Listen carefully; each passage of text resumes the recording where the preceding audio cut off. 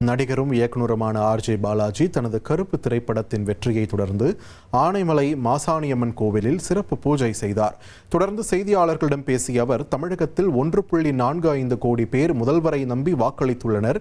அவர் நல்லதைத்தான் செய்வார் என்றும் கூறியுள்ளார்.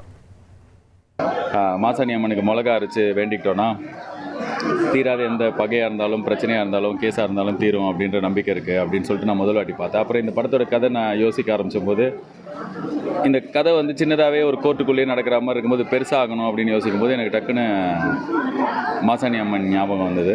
ஸோ அப்படி தான் இந்த கதை முதல்ல ஆரம்பிச்சது. இவ்வளோ தமிழகத்தில் ஒரு 1,75,00,000 பேர் ஓட்டு போட்டிருக்கிறாங்க. ஸோ அவங்களாம் பலன் நினச்சனால தான் போட்டிருக்கிறாங்க. திரைத்துறைக்கு நல்லா தான் இருக்கும், ஏன்னா அவருக்கு இந்த இடத்துல இருக்கிற பிரச்சனைகள் புரியும் தானே இருக்கும். ஸோ இப்போ தான் நான் சமீபத்தில் சாரியும் பார்த்தேன். அவரும் ரொம்ப ஹாப்பியாக நம்மளோட சீஃப் மினிஸ்டர் படத்தை வெற்றியாக ஆக்கினதில் மக்கள்லாம் பெரிய வெற்றி ஆக்கினது அவரும் ரொம்ப மகிழ்ச்சியை தெரிவித்தார். அவர் மீட் பண்ணோம். ஸோ நல்லதாக தான் இருக்கும்னு நினைக்கிறேன். அவங்க திரைத்துறைக்கு மட்டும் இல்லை, எல்லா துறைக்கும் நல்லதாக இருக்கும்னு நினைக்கிறேன்.